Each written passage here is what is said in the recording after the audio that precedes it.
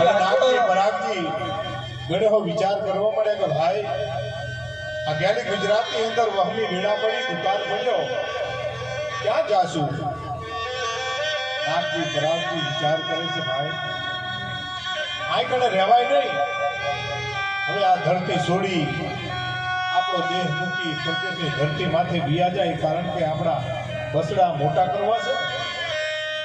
આ ગુજરાતમાં દુકાળ પડ્યો છે માટે આપણી દેવીને પૂછો તો ખરા ભાઈ.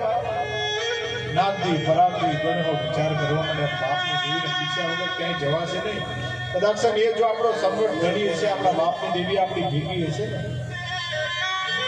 ગમે ત્યાં દેવી આપણને લઈ જશે ભાઈ.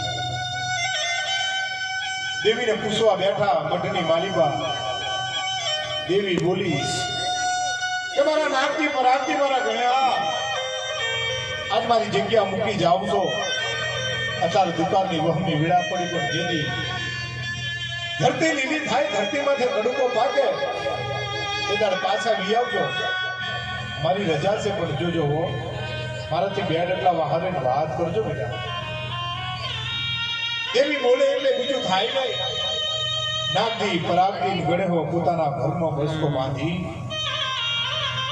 માતાજીને પગે લાગી, માતાજીને ગુગળ હોમ કરી આંખમાંથી દળદળ પોતાના ઓળાની ધાર સુધી. એક આંખમાં શ્રાવણ, બીજીમાં ભાદરવો. ક્યાં જાવું ભાઈ, કોને કેવું?